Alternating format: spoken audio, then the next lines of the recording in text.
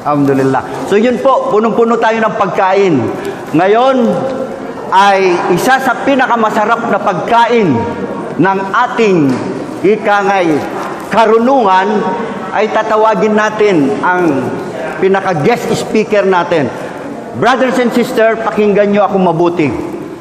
Itong pagkakataon na ito ay from south to north, meaning dito sa Luzon, ay naglakbay ang ating kapatid na ito. Ganito ka-importante itong occasion na ito at yung mga ibang occasion. Ang panauhin natin na ito, mga kapatid, ay retired servant ng Pilipinas. What I mean ay ang mga Pilipino. Bakit? Retired na siya na ikangay nagtatrabaho sa gobyerno. Sa maraming mga ikangay distrito, I mean, anong tawag nun?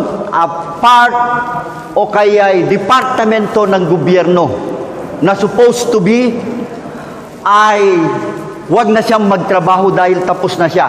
Subalit, dahil sa halaga nitong ISPAG ay nagsikap pa rin siya na magiging isang servant ng karamihan. Servant hindi sa gobyerno natin, kundi siya ay servant ng Allah subhanahu wa ta'ala.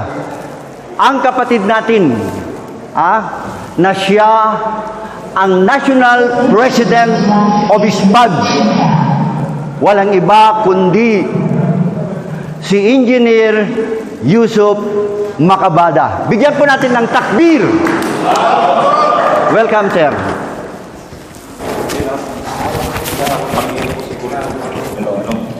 Hello. Okay. Okay na, walang echo, no? Okay. Alright. Hello, Mike. Bismillahirrahmanirrahim. Alhamdulillahirabbil alamin wassalatu wassalamu ala nabiyyina Muhammad wa ala alihi wa sahbihi ajmain. Amma ba'd. All praise is due to Allah, the Lord of the universe. May the peace and blessings of Allah be on his last prophet Muhammad. Peace be upon him and to those who follow the path of righteousness till the last day.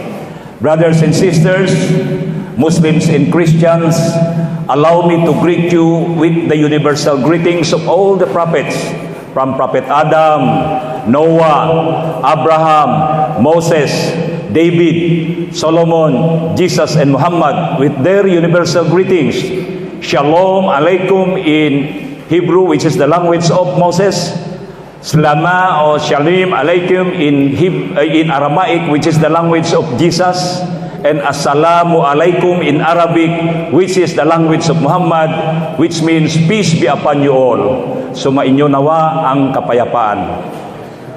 At the outset, I would like to thank our God Almighty for giving us this wonderful time na andito tayo ngayon lahat, nagkadaong palad sa araw na ito upang maibahagi namin sa inyo ang aming kunting nalalaman patungkol sa ISPAG at lalong-lalo na rin sa Islam. So, alhamdulillah, kami po ay nagpapasalamat din sa ating butihing mayor, no? Na siyang nagpadala kahit wala siya rito, pero nagpadala siya ng snacks, no? Si Mayor Emery Joy Pascual. Of course, to our hello. Wala din. Hello? Huwag na lang siguro. To our Chief of Police, no? Police Colonel Vilmar Binag, represented by Captain Tagud. To our RMFB 3, Colonel Company Commander, Police Captain Leslie Barlis, represented by PEMS Aquino. And of course, to our brother, retired Colonel Felix Ali Ibrahim Castro, which have just gave us a very informative information, no, about Islam and ISPAG. And of course, ako rin nagpapasalamat sa inyong lahat sa mga officers at saka men in uniform, mga kapatid natin na mga PNP at mga officers and members ng SPAG na nagmumula pa sa iba't ibang lugar. Alhamdulillah, at siyempre sa aking mga kasamahan mula pa sa NCR, ang mga national officers, of course si Ustad Kamar Sabdullah, yung Region 3, Regional SPAG Regional President, and at the same time Vice President po siya for Internal Affairs, our National Treasurer Engineer Omar Banaag, at the same time the Regional President of NCR, our protocol officers and member President of Caloocan, Imam Omar Subya, yung nag-MC po sa atin, and of course to our national protocol officers also, Brother Yusuf de la Cruz III. So alhamdulillah, kami po ay nag-ikot, naway tanggapin ng Allah ang aming mga pagsisikap, no, upang makabigay ng kunting impormasyon tungkol sa ating organisasyon. Mga kapatid, I hope hindi masasayang ang inyong pagpunta sa araw na ito, dahil maliban pa doon sa nasabi ni Ustad Kamar sa inyo na yung naibagi niya sa atin, the untold history of Muslims in the Philippines, sisikapin po namin na maintindihan ng ating mga kapulisan at mga Muslim community ano ba talaga ang role natin dito sa SPAG na ito. And this is the reason why we are here. Actually, to give you some bird's eye view kung kailan nag-umpisa itong SPAG na ito. Kung naalala po natin, kung natatandaan po natin mga kapatid, way back 2001, sa kapanahonan ni Erap, nagkaroon po ng all-out war sa Mindanao, Part 1. So, in as much as 3 years lang po sa Erap, pumalit si Gloria Macapagal Arroyo noong 2004. Nagkaroon na naman po ng all-out war, Part 2, kung saan lumaganap po ang bombing at dumating hanggang sa Metro Manila. So, doon medyo nabahala po ang ating presidente dahil nasa Metro Manila na po ang gera sa Mindanao. And because of that, nagkaroon ng continuous operation ang mga kapulisan at mga kasundaluhan sa mga Muslim community sa Metro Manila, tulad ng Quiapo, Taguig at saka Tandang Sora. So, because of the limited information, ito po ang mahalaga na malaman ng ating mga kapulisan, mga kapatid natin in uniform, upang hindi po tayo magkaroon ng misunderstanding. Because of the limited information of our PNP and the other law enforcers, tulad ng mga military or army, ay nagkakaroon po ng misunderstanding o nalabag po ang karapatan ng mga Muslim sa community. Halimbawa, every time na sa tuwing magkaroon sila ng search, pinapasok nila ang mga moske, dala-dala po nila ang kanilang mga combat shoes. What they thought, ang bahay dasalan ng mga Muslim ay parehas din sa mga kapatid nating Kristiyano. Kasi sa kapatid nating Kristiyano, pwede mo ipasok yung mga sandalyas natin o sapatos natin sa loob ng simbahan. So, ang mga Muslim po ay hindi po.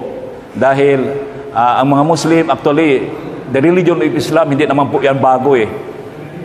Natatandaan po ninyo si Moses nung umakyat siya sa Mount Sinai, he was commanded by God to remove his sandals or yung ano niya, yung sapin ng kanyang paa doon sa Mount Sinai. Bakit? Sabi ng Panginoon, for you are in the holy ground.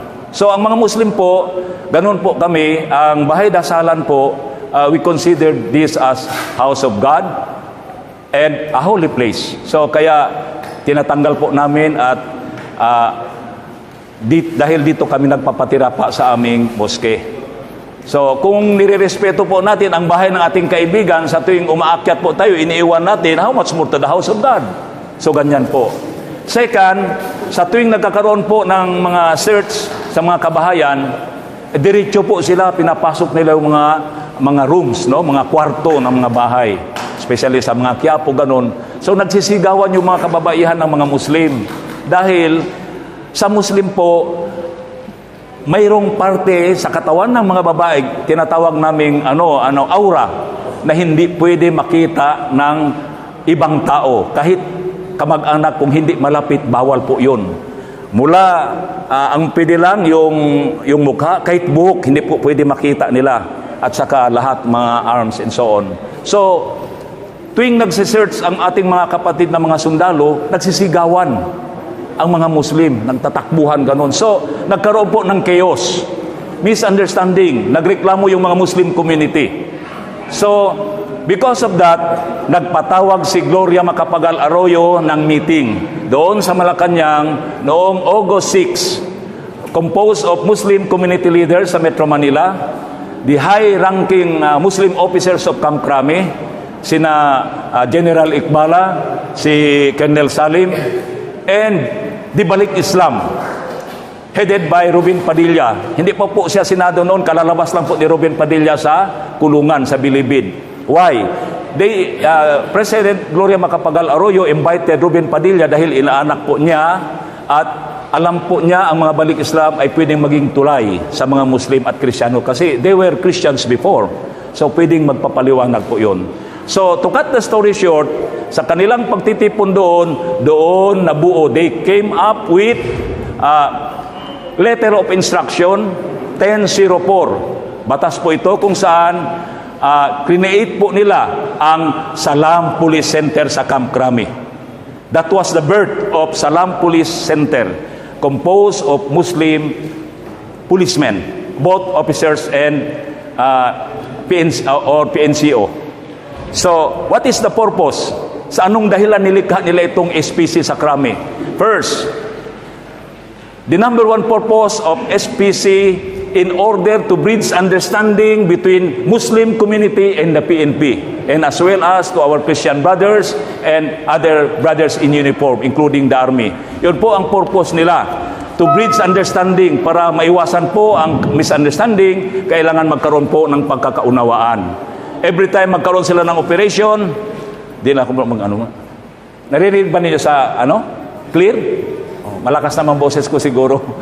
So every time magkaroon po sila ng operation, yung SPC ay namamagitan po. Nag-i-inform sa mga kapulisan, sir, pwede pakitanggal na lang yung mga sapatos natin, sir, kasi ganito. Whatever the culture and religious sensitivity of Muslims in Islam, pinapaalam po nila doon para hindi po magkaroon ng gulo. No? Ganoon din po sa pagpasok sa mga bahay, pinapaalam po nila muna sa mga imam kung ready na ba ang mga babae, nakatakip na ba, ready na pasukin. So, in other words, naging smooth yung pagsisearch nila. Wala nang problema. You see? They found out it very effective. Second, ano ang purpose ng Salam Police Center? In order to correct the misinformation, the misconception, the misrepresentation, and also to educate the PNP about the religious and cultural sensitivity of Muslims and Islam. Sila po ang tagapagpaliwanag tulad dito. Kung tutuusin sa Crame or sa mga police station or sa company or whatsoever, mayroon po nagpapaliwanag tulad ganito. Yun po ang second purpose. Third, in order to assist the PNP in preventing and countering violent extremism. Yun po ang pangatlong objective upang makatulong sa ating mga kapulisan, puksain ang mga extremist at mga terorista na nanggagaling kung saan-saan, lalo na from Mindanao. So in order to secure the Muslim community. So yun po ang tatlong layunin kung bakit na-create ang Salam Police Center. Now, nung makita ng Metro Manila, very effective, pinakalat po nila ito sa buong Pilipinas. They required the PNP wherein if there is Muslim community, kung saan mang lugar sa buong Pilipinas, kung may Muslim community, dahil lumaganap nga yung mga gulo-gulo noon, may mga hulihan dito sa Pangasinan, sa Laguna, o saan-saan parte, sa Bisaya, sa Iloilo. So, kung saan mayroong Muslim community, it is obligado or obligatory, the PNP is obliged to have the Salam PNCO para sila po ang mamamagitan sa mga Muslim community. That is, yun po ang layunin. So, wag po tayo magtaka kung bakit, kung saan may Muslim community, may mosque, kailangan mayroon talaga yung salam PNCO sa police station. Now, in as much as kulang na kulang ang ating mga kapulisan. In fact, ngayon nga, kahapon doon kami sa Posorobio, ang isang pulis, ang ratio nila doon, babantayan nila is 1,600. May natanong po ako sa buong Pilipinas, sa tuwing nag-orient po ako ganito, ang ratio, karamihan, ang sagot sa akin ay 1:1,000. Kung saan, the most effective ratio, the most ideal ratio ng isang pulis upang epektibo siya ay 500 lang ang kanyang babantayan. So in other words, duduplihin pa ang dami ng ating kapulisan ngayon. I-double pa, kaya hindi effective masyado kasi kulang na kulang ang ating kapulisan. Much more sa mga Muslim policemen. Kaya naging problema nung pinakalat ang Salam Police Center sa buong Pilipinas, marami po ang naging PNCO, mga Christian policemen po, sir. Yes, nung napunta kami ng Lawag, even in Mindanao, in my province alone, in Zamboanga del Sur, 4 of the municipalities, ang PNCO po doon ay Christian. So, how could you expect na ma-deliver nila yung objective ng SPC when they are Christian? They cannot bridge understanding. They cannot correct. Now, sa mga Muslim din, na mga policemen, ito po, by the way, 2004 po ito, tandaan natin, na-create. 2004, more or less, 20 years na ngayon. Di ba? How come, for 20 years, kung baga sa eroplano, hindi naka-take off ang itong Salam Police. Hanggang ngayon, nag-orient pa tayo eh. In fact, first time pa ito nagkaroon ng ganito. Karamihan sa buong Pilipinas, first time. Why? Because mayroon pong mga misinformation. Kung baga sa eroplano, hindi naka-take off dahil mayroon pong mga misconception. I mean, sa side ng PNP at saka sa side ng mga Muslim community. Kaya ang nangyari ito, kahit may PNCO, compliance lang, picture-picture lang sa mosque, picture-picture, kahit Christian ako, pwede ako mag-PNCO, pupunta lang ako dito, kuha ng picture, gawa ng report, submit dito. Yun lang po ang pagkaakala nila. It doesn't serve the purpose. Sayang po, napakagandang tatlong layunin na yon ay hindi po yun nagampanan. Why? Because there is misconception to the side of the PNP. Anong misconception po sa side ng PNP? Even in the Muslim policemen alone, kahit mga Muslim policemen ayaw magpa-assign sa Salam Police. Sir, ba't kami magpa-assign dyan, sir? Wala namang pera dyan, wala namang kami kikitain, sir. Dagdag trabaho lang yan eh. Multitasking lang yan, sir. Pagod na kami, sasama pa kami sa operasyon, pupunta pa kami sa mosque, picture-picture, gawa pa kami ng report. Sir, wag na lang kami dyan. Muslim ha? That is the misconception. Why? They did not understand. If what is the noble, matatawag kong noble objective ng ano na ito, if they are Muslim, this is our religious obligation. Actually, tama yung sinabi ni Colonel kanina, si Brother Ali. Na, to the Muslim community also, there is also, they are also hesitant to join. Dahil, ang akala nila, gagawin lang sila, asset ng PNP. Mang-i-spy lang. Naku, sasali ka dyan, babalikan tayo ng mga mujahid and ng mga rebelde kapatid natin Muslim. Spy tayo ng mga pulis, patay tayo dyan. So, they did not participate. They did not join. So, yun mga kapatid, for almost 20 years, naging compliance lang po. Wala, sayang talaga. Wala, natutulog. So, not until si Colonel Mukarram, who is now a retired General Mukarram, nung ma-assign siya dito sa Salam Police Center, kasi may thesis siya about terrorism. And besides, actual trabaho niya doon sa CIDG, talagang hinuhuli niya yung mga Abu Sayyaf doon, pati yung mga terorista. At sinisave din naman niya yung mga yung mistaken identity, yung mga illegal arrest sa mga Muslim na pagbintangan lang. Tinutulungan niya. So nakita niya ngayon ang problema kung bakit hindi nakalipad. So, maliban pa doon, by the way nga pala, dahil sa kakulangan ng ating kapulisan, nag-recruit ang mga PNP ng force multipliers. Tulad sinabi ni Colonel kanina. So, nag-recruit sila, yun na nga, walang participation dahil hindi nila naintindihan. Mag-meeting lang ganito sa headquarters, iimbitahin yung mga Muslim community. Sinong gusto maging Salam Police Force multipliers? Ayaw nila. Wala. So anong nangyari doon? Handpick na lang ang mga pulis. Kunin mo yung sikuan. Ikaw ha, magsasalam ka ha? Hindi nila alam anong gagawin nila.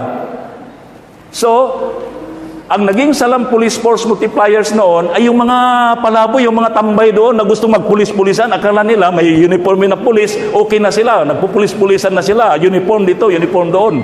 Yung pala, yung mga iba, mga ano pa. Mga drug addict pa. Yun ang pagkaakala nila. So, wala talaga. So not until dumating si General Mukarram, kaya ang nangyari noon, sa panahon na yon, ang mga Salam Police Force multipliers ay kanya-kanya po, barangay-barangay. Iba dito sa Pangasinan, iba sa Quiapo, iba sa Cebu, iba sa Batangas, iba sa Zamboanga, iba sa Cotabato. Kanya-kanyang orientation, kanya-kanyang more on intel ang kanilang ipinaliwanag doon sa mga recruit nila. So, depende po. So, watak-watak. Not until pumasok si General Mukarram ay pinag-isa po niya ang itong mga Salam Police Force multipliers. At nag-isip po siya para in-upgrade po niya in order to accommodate ang mga Muslim professionals, mga religious leaders, imam at saka mga ustad at saka lahat ng mga community, including mga political leaders ng mga Muslim. Anong ginawa niya? First, pinalitan niya ang pangalan. Ginawa niya ng Salam Police Advocacy Group. Hindi na po multipliers. Kasi pag sinabi natin multipliers, more on physical assistance lang. Magta-traffic ka lang,